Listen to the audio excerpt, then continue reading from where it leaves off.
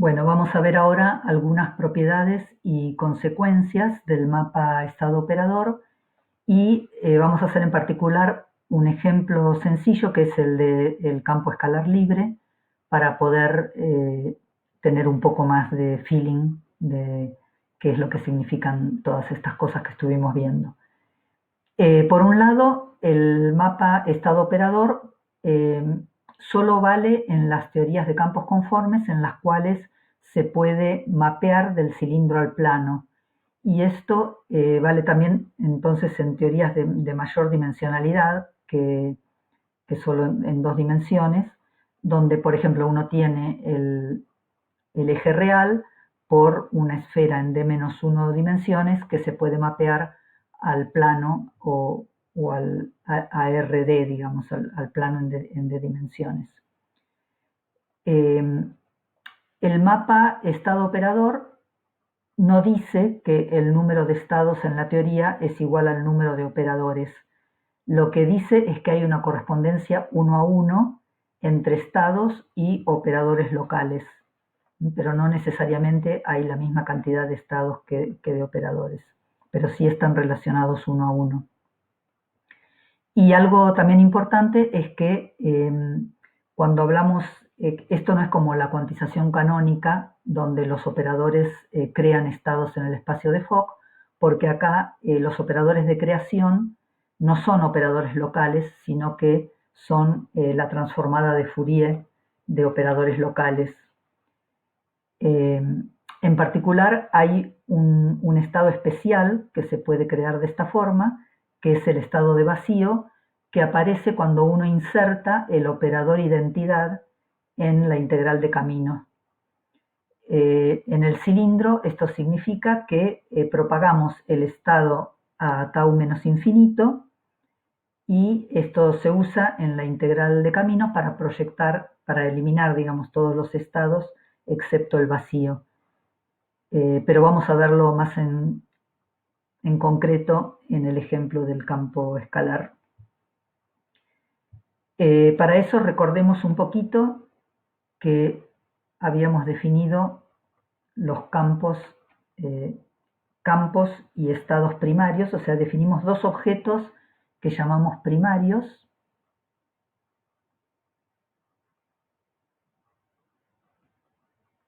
Estados y operadores. Recordemos un poco.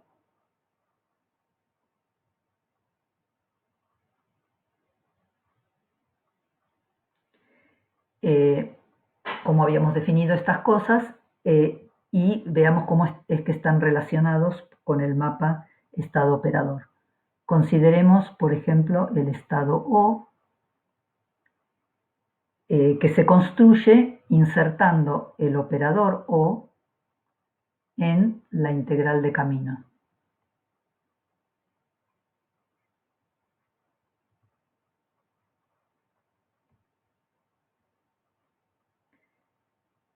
Bueno, en z igual a 0, ¿no?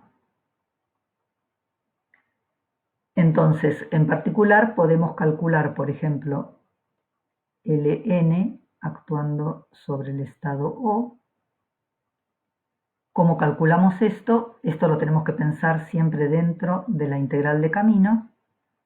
El operador Ln era la integral de contorno de z sobre 2pi por z a la n más 1 t de z,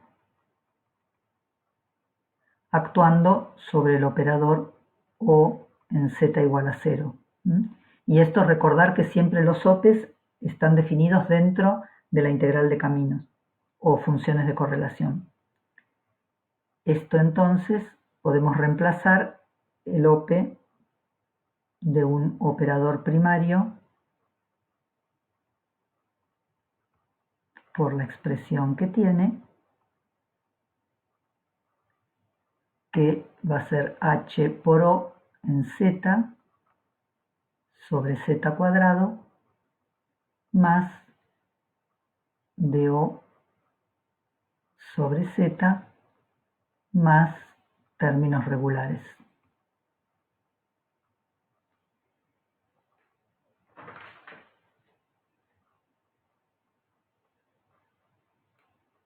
Bien, entonces, por ejemplo, calculemos L-1 actuando sobre el estado O. ¿Mm? Si acá tenemos más 1, ¿no? N más 1.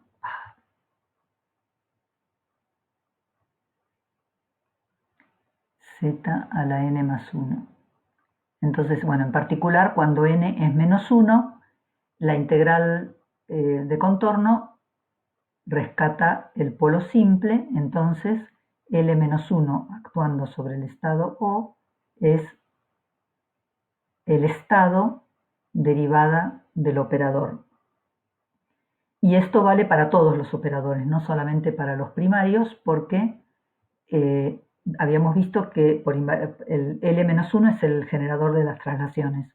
Entonces, en particular, el polo simple con el residuo derivada O aparece en el OP de T con cualquier operador.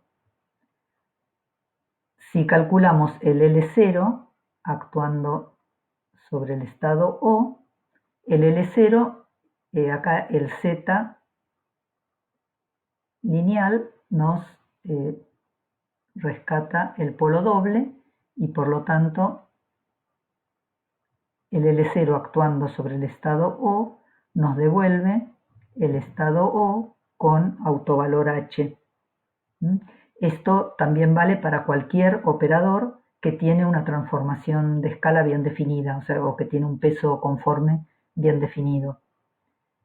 Pero si calculamos Ln sobre el estado O para cualquier n positivo, entonces esto es igual a 0, o sea, para cualquier n positivo, si no hay más singularidades, esto es igual a 0 y esto vale solamente para los operadores primarios. Entonces, un operador primario insertado en la integral de caminos crea un estado primario. Acá vemos la relación entre el estado primario y el operador primario.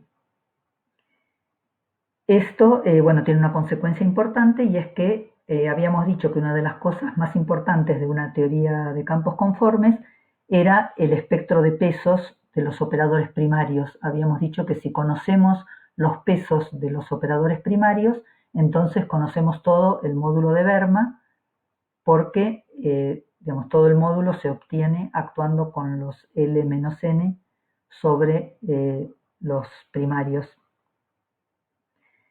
Entonces ahora vemos que esto tiene un significado físico porque esto nos da el espectro de energía y de momento angular de los estados de la teoría que está definida sobre el cilindro.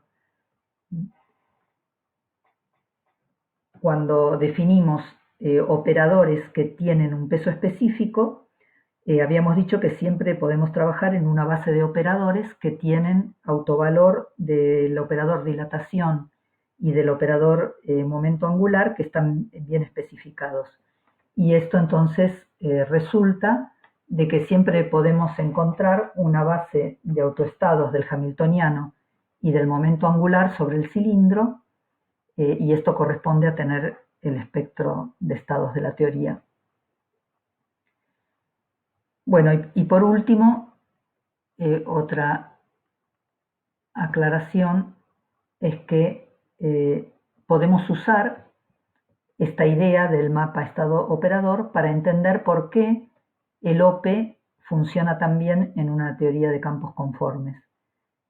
Supongamos que queremos calcular una función de correlación de operadores que están insertados, por ejemplo, en distintas posiciones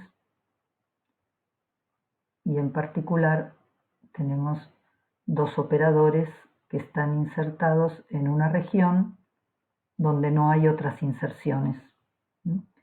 Entonces, habíamos dicho que el OP es la afirmación de que podemos reemplazar el producto de los dos operadores por una suma de operadores. Entonces, esta es la afirmación de que podemos reemplazar los dos operadores dentro de la región de convergencia de Lope por un estado en z igual a 0 y el resto de las inserciones están afuera. Entonces, bueno, esto es bastante sorprendente como afirmación de operadores, pero resulta del hecho de que tenemos que, ahora estamos definiendo la relación entre los operadores y los estados como una integral de caminos que tenemos que hacer dentro de un círculo que va hasta la línea punteada. O sea, el único efecto de los dos operadores es determinar cuál es el estado que tenemos dentro de la región de convergencia y el resto de los operadores no juegan ningún papel, ¿no? O sea, que esto es una manera de entender por qué Lope es exacto en una teoría de campos conformes. Digamos, ¿por qué es exacto? Porque tiene un radio de convergencia particular que es hasta la inserción del siguiente operador, ¿no? O sea, del operador más próximo.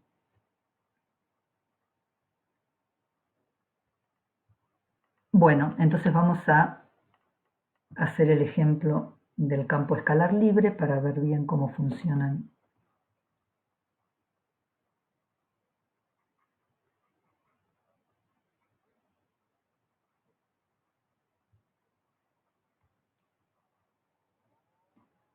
Cómo funcionan estas cosas que dijimos en general para cualquier teoría conforme, en este caso particular que es más simple. Entonces, en el cilindro tenemos la expansión, el campo escalar libre en el cilindro, usamos coordenadas W barra en el cilindro, tiene la expansión en modos, el modo 0 de la posición, luego el modo 0 de momento y los modos, la suma en los modos distintos de 0.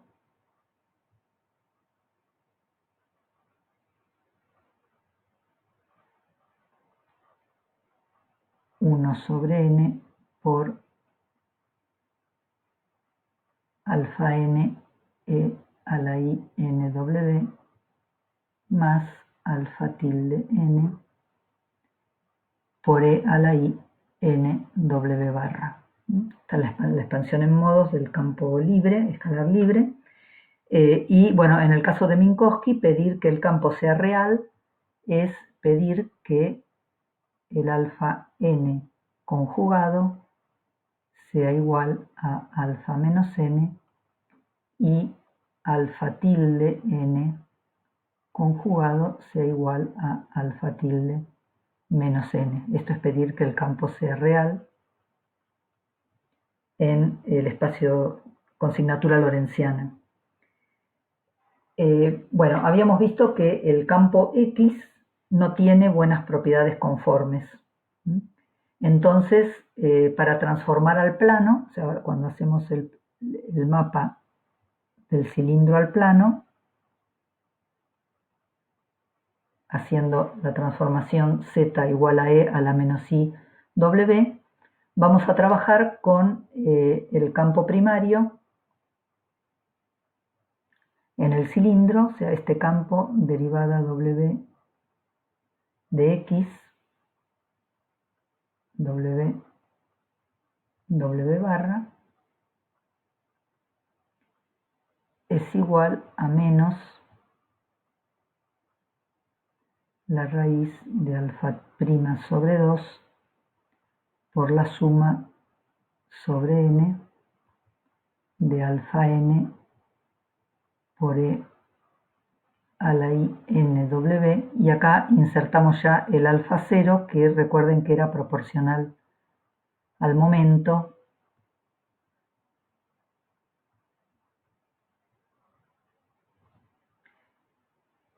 Ok, entonces, bueno, el campo X no tenía buenas propiedades conformes, pero el campo derivada X sí.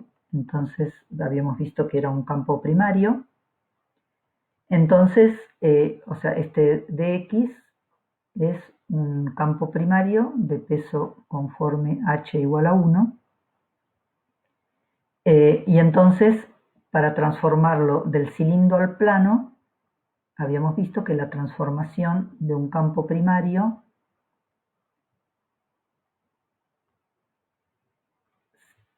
tenía este factor, derivada de z con respecto a w, a la menos el peso conforme, pero en este caso el peso conforme es 1, por derivada de x, w. Y esto entonces es igual a menos i por la raíz de alfa prima sobre 2 por la suma sobre n de alfa n sobre z a la n más 1. O sea, habíamos visto que este es el desarrollo en modos de un campo primario de peso 1, tiene este desarrollo en modos en el plano. Y lo mismo para de barra z, ¿no? Entonces ahora esta relación la podemos invertir para obtener alfa n como una integral de contorno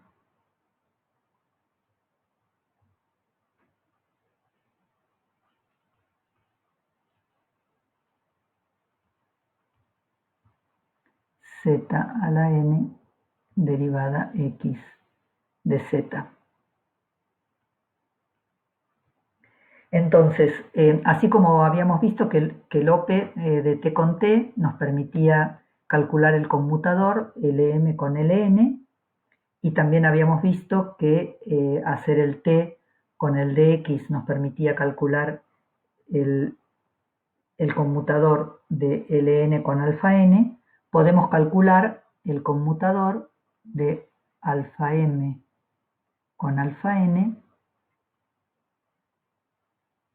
usando esta definición, ¿no? En cuantización radial tenemos menos 2 sobre alfa prima por la integral en z sobre 2pi por la integral en w. Ahora w está en el plano, estamos haciendo cuantización radial en el plano, y calcular este conmutador es equivalente a intercambiar los contornos. Z está asociado con alfa m, w con alfa n,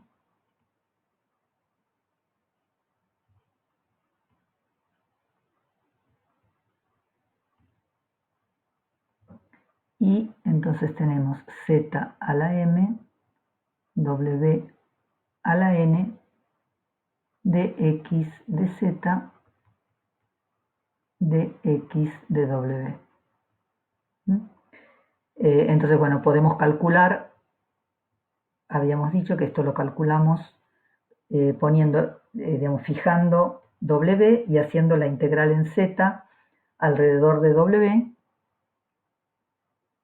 menos 2 sobre alfa prima, nos queda la integral en w. O sea, recordar que esta diferencia de integrales de contorno nos dejaba una única integral de z alrededor de w, fijando w. Entonces esa integral en z nos rescata el residuo del OPE de x de z, ¿no? de x de z de x de w. O sea, el residuo en z igual a w de z a la m, w a la n, por el OPE, el propagador x con x era el logaritmo, y ahora hacemos derivada z, derivada w, esto ya lo hicimos varias veces, nos da un polo doble más términos regulares Y si ahora hacemos el desarrollo de Taylor de Z alrededor de W,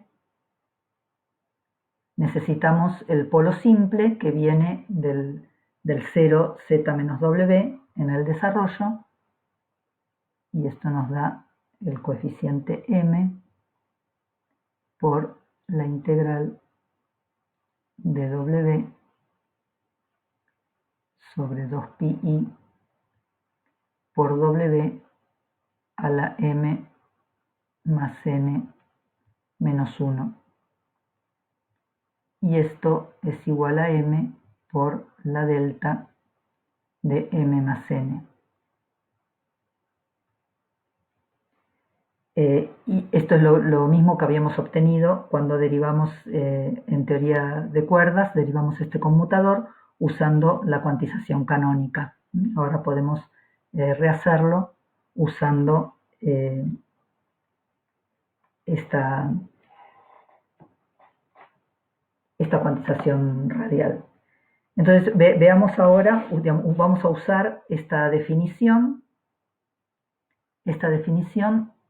del operador de creación o destrucción, según que n sea negativo o positivo, para ilustrar el mapa estado operador en el caso del campo escalar libre. Sabemos de la cuantización canónica que el espacio de Fock se define actuando con los operadores de creación alfa menos m con m positivo sobre el estado de vacío, ¿no? O sea, voy a volver a repetir, el estado de vacío es aniquilado por todos los operadores de destrucción con m positivo, y el espacio de Fock se construye actuando sobre el vacío con los alfa menos m. Bueno, el vacío en realidad habíamos dicho que actuábamos sobre el estado fundamental, que tiene un número cuántico que es el momento, y digamos un estado genérico se va a construir actuando con un producto de los alfa menos m, en principio, de 1 a infinito, y podemos tener productos de alfa menos m, ¿no? Esta es la forma genérica de un estado, y lo que vamos a ver es cómo recuperar este estado insertando operadores en la integral de camino. Esta es la manera de relacionar estados con operadores usando el mapa. Entonces, primero veamos si el estado de vacío es equivalente a insertar el operador identidad en la integral de caminos. O sea, queremos ver si la funcional de onda, vamos a llamarla, que corresponde al vacío, ¿no? O sea, la funcional de onda del estado fundamental de la teoría en el círculo, o sea, vamos a tomar el círculo de radio R, y queremos ver si la funcional de los campos con condiciones de contorno en R, o sea, X, la condición de contorno es que X en módulo de Z igual a R sea igual a XF, ¿no? Entonces queremos ver si el estado definido como la funcional del estado fundamental se puede obtener como la integral de camino sobre los campos que tienen esta condición de contorno, XF de R, o sea, sumamos sobre todos los campos que tienen esta condición de contorno, XF, por la exponencial de la acción, y, bueno, insertamos el operador identidad. Entonces queremos ver si vale esta, digamos, si esta definición está capturando las propiedades del estado fundamental. Bueno, entonces, en particular queremos ver si esto satisface que alfa m actuando sobre este estado es igual a 0. Vamos, bueno, así, ok. Estamos ahora con el estado de vacío, ¿no? No con el estado fundamental. El estado de vacío es aniquilado también por el alfa 0.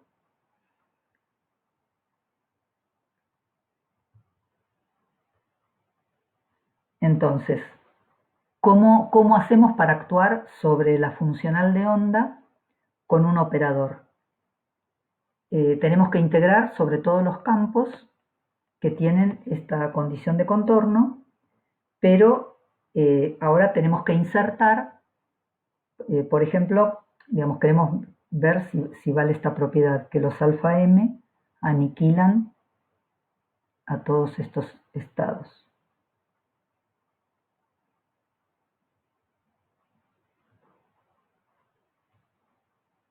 Esta es la propiedad del estado de vacío. Y la manera de hacerlo es insertar en la integral funcional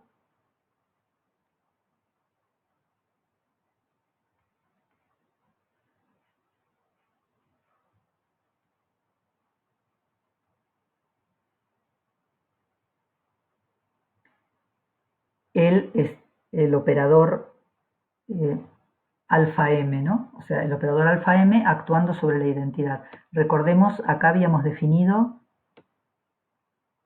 el operador alfa m, ¿no? Acá lo definimos como la integral de contorno de z a la n por derivada de x. Ahora insertado en 0. Bueno, en particular lo vamos a hacer como la integral de contorno,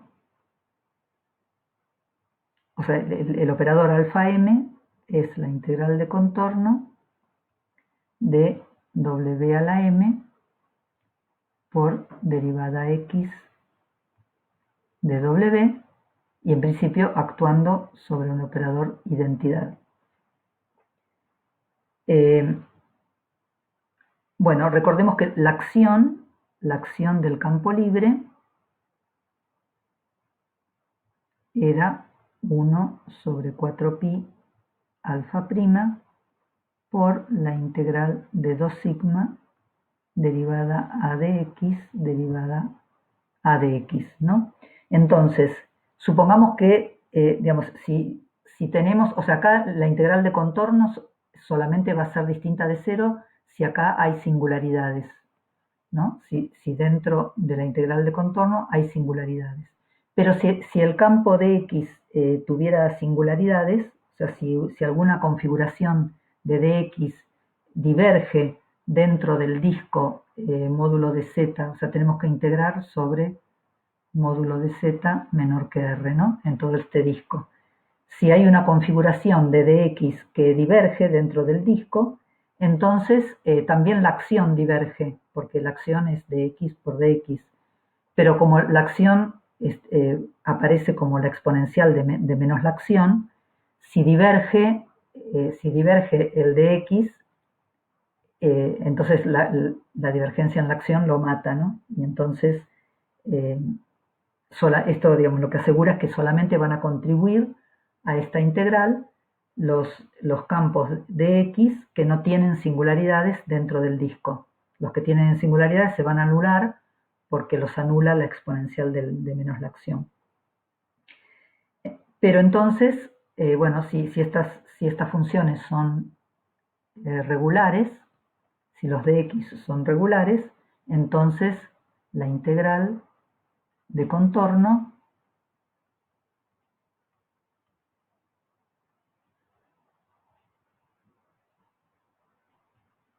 se anula, ¿no? Si no hay singularidades, la integral de contorno se anula para todo m positivo, y entonces el estado de vacío, entonces esto va a ser igual a 0, y entonces podemos identificar el estado de vacío como el operador identidad insertado en la integral de camino.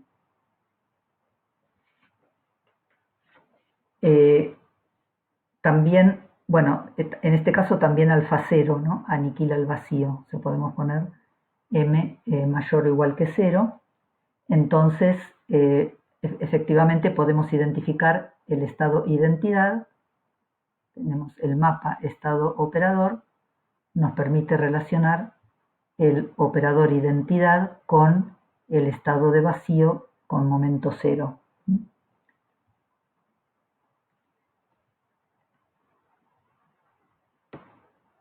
Bien, ahora vamos a ver que, por ejemplo, el estado alfa menos m actuando sobre el vacío, esto lo vamos a llamar el estado de m de x, lo podemos construir con la integral de camino, la integral sobre los x de e a la menos s de x derivada m de x en z igual a 0. Z igual a 0.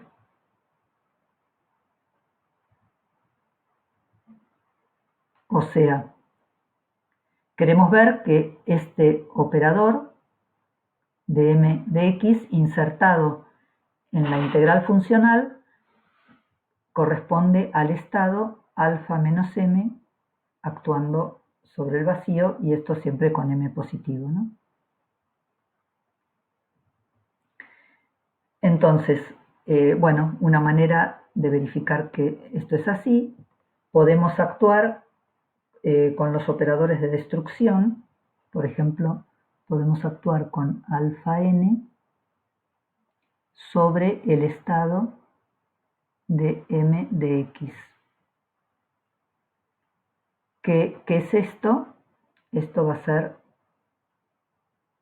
proporcional a la integral de camino sobre todos los campos que tienen la condición de contorno xf de e a la menos la acción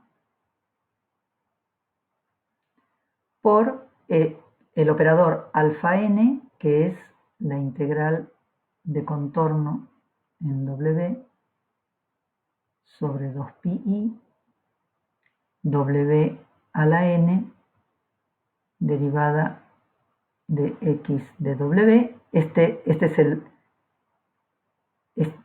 es el operador que corresponde a alfa n, ¿no? Y ahora lo queremos hacer actuar sobre dm de x, insertado en z igual a 0. Entonces, como las ecuaciones de operadores solamente valen en el sentido de funciones de correlación, que es lo mismo que en integrales de camino, en realidad esto lo podemos escribir como la integral de contorno de w a la n por, ahora podemos hacer el OPE de dx de w con dmx de z. Esto podemos escribir, podemos hacer el OPE, recuerden lo que era hacer el OPE, ¿no? O sea, hacemos el OPE de x de w con x de z, esto nos da el logaritmo, hacemos derivada z, derivada w, y nos queda una derivada z a la m-1 de 1 sobre z menos w al cuadrado, y tenemos que evaluarlo en z igual a 0. O sea, esto es igual a m factorial por la integral de w por w a la n menos m menos 1. Y esto, a menos que n sea igual a m, es igual a 0, excepto si n es igual a m. O sea, entonces este alfa menos m actuando, entonces esto lo que nos dice es que esto tiene las propiedades correctas, podemos identificar el alfa menos m actuando sobre el vacío con el estado de mx, ¿no? Porque esto lo que quiere decir es que, digamos, si calculamos el conmutador de alfa n con alfa m, vimos que esto es la delta n menos m, bueno, menos de una n, o sea, esto solamente es distinto de 0 si n es igual a m, y cuando el alfa n actúa sobre el vacío, lo aniquila, ¿no? Entonces podemos usar el conmutador y vemos que entonces este estado tiene, entonces que podemos identificar el estado alfa menos m actuando sobre el vacío con el operador derivada m de x. Esta es la correspondencia entre el estado alfa menos m sobre el vacío y el operador derivada m de x. Bueno, de la misma manera es bastante fácil mostrar que el modo cero, o sea, el modo cero es alfa cero, que es proporcional al momento, o sea, el momento del estado se obtiene cuando uno inserta en la integral funcional el operador e a la ipx. O sea, el estado fundamental, el estado que tiene momento p, se puede identificar con la integral de x de e a la menos la acción por e a la ipx insertado en z igual a 0. Esto es fácil ver que si uno le aplica el operador alfa 0, definido como habíamos definido los operadores como integrales de contorno, si actuamos con alfa 0 sobre este estado,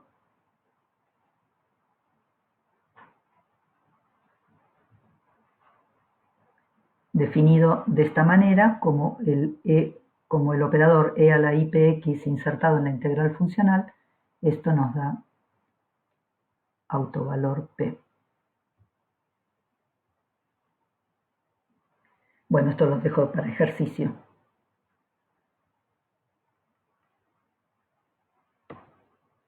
Bueno, entonces creo que esto ejemplifica bastante bien el mapa estado operador en el caso particular del campo libre, que es lo que vamos a usar a partir de la próxima clase en la teoría de cuerdas.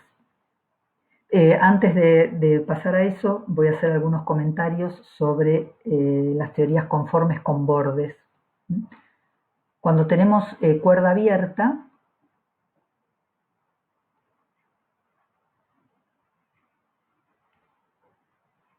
la cuerda abierta vive en una franja, ¿no? O sea, no en un cilindro, sino que la cuerda abierta describe una franja infinita con condiciones de contornos, sigma toma valores entre 0 y pi.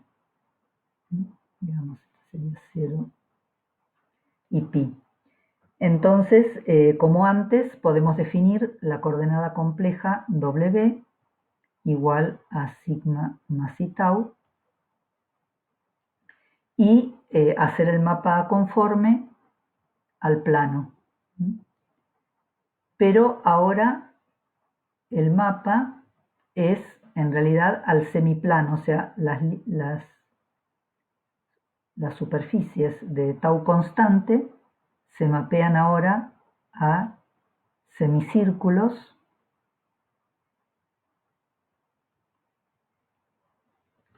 alrededor del origen, o sea, esto es haciendo el mapa z igual a E a la menos W. Los bordes sigma igual 0 y pi, se mapean al eje real. Entonces, ahora el mapa da el semiplano superior,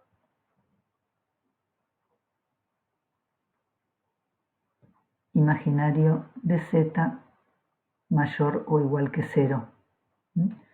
O sea, los extremos de la cuerda en sigma 0 y pi se mapean al eje real, los extremos se mapean al eje real imaginario de z igual a 0. Entonces, toda la discusión anterior que hicimos en el caso del cilindro sigue valiendo, pero hay que tener cuidado con las condiciones de contorno en imaginario de z igual a 0. Entonces, en particular, miremos el tensor energía-momento. Recordemos que el tensor energía-momento es el generador de las traslaciones y que en la teoría conforme hay invariancia de traslaciones. Entonces, todavía hay invariancia de traslaciones en la dirección, en este caso, en la dirección paralela al borde. Vamos a llamar TA al vector tangente al borde.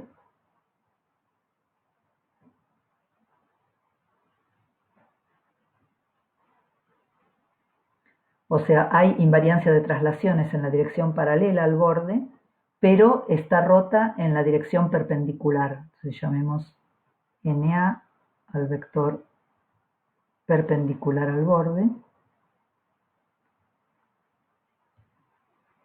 Entonces, la corriente conservada ahora es TAB por TB. Esta proyección del tensor energía-momento sigue siendo la corriente conservada, pero ahora tenemos que implementar las condiciones de contorno de Neumann. Recuerden, esto significa que no hay flujo de corriente fuera del borde, o sea, la condición de contorno de Neumann es que TAB por NA por TB es igual a 0 en imaginario de z igual a 0 sobre el eje real. Y esto, digamos, si escribimos esto en coordenadas complejas, haciendo la transformación,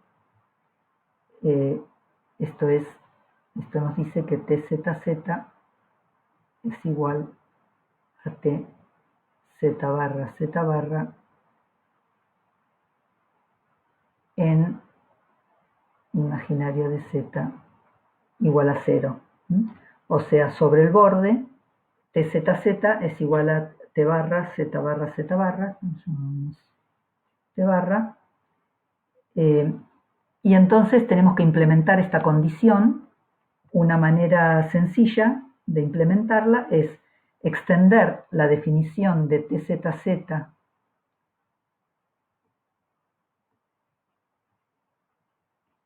lo extendemos a todo el plano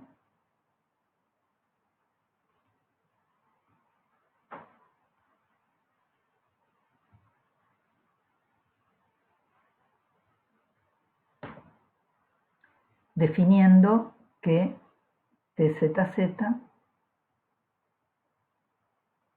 es igual a T barra, Z barra, Z barra de Z barra. Entonces, en la cuerda cerrada teníamos que T y T barra eran dos funciones independientes y estaban definidos en todo el plano, pero para la cuerda abierta tenemos uno solo, digamos por ejemplo T, en todo el plano, y esto contiene toda la información, contiene la misma información que T y T barra en el semiplano.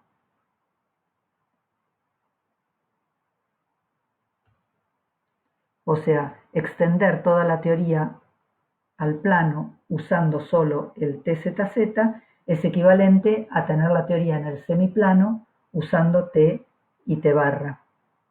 Pero bueno, es más sencillo trabajar en todo el plano y usar solamente T. Y entonces ahora, en el caso de la cuerda abierta, tenemos un único conjunto de operadores de Virasoro, son los Ln, por ejemplo.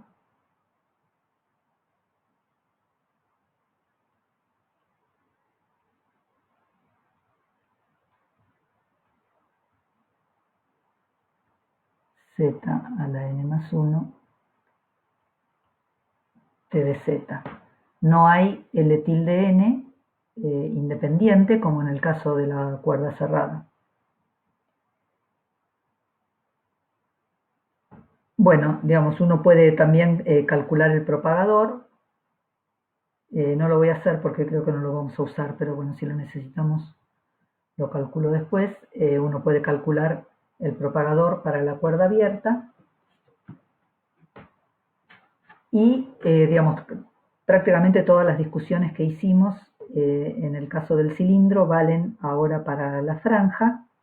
Pero, bueno, hay un punto sutil que va a tener importancia después, que es el mapa estado operador. Si recordamos cuál fue la lógica del mapa estado operador, consideramos un estado que estaba a tiempo fijo en el cilindro, en este caso tendría que ser sobre la franja, y lo propagamos hacia el infinito remoto, hacia el pasado remoto, t menos infinito, y entonces ahora, después de hacer el mapa al semiplano, el pasado remoto está de nuevo en el origen, pero ahora el origen está en el borde, o sea, el mapa estado operador relaciona estados a operadores locales que están definidos sobre el borde del semiplano. Y esto en particular dice que las teorías que están definidas sobre la franja, o sea, la teoría de cuerda abierta, por ejemplo, tiene menos estados que las teorías sobre el cilindro. Por ejemplo, un campo escalar libre con condiciones de contorno de Neumann requiere que la derivada de x sea igual a la derivada barra de x en el eje real. Y esto, bueno, esto surge de las condiciones de contorno de Neumann, ¿no? O sea, de pedir que d sigma de x sea igual a 0 en sigma igual a 0 y pi. Entonces, en el cilindro, los operadores de x y de barra x dan estados diferentes, pero en la franja dan el mismo estado. Y esto es básicamente lo mismo que vimos al cuantizar la cuerda abierta. Vimos que las condiciones de contorno, tanto de Neumann como de Dirichlet, nos eliminaban la mitad, nos ponían condiciones que hacían eliminar la mitad de los osciladores. O sea, en la cuerda abierta no tenemos los alfa y alfa tilde, como en el caso de la cuerda cerrada, solamente tenemos un conjunto de osciladores y por lo tanto vamos a tener menos posibilidades de crear campos o estados que en la teoría de cuerda cerrada. Bueno, con esto terminamos la introducción sobre teorías conformes, teorías de campos conformes, y la próxima clase vamos a empezar a calcular funciones de correlación en la teoría de cuerdas. O sea, vamos a volver a la teoría de cuerdas y vamos a aplicar estas cosas que estuvimos viendo más en abstracto en las teorías de campos conformes para hacer, por un lado, más precisas algunas de las cosas que calculamos antes y empezar a calcular funciones de correlación. Bueno, hasta la próxima.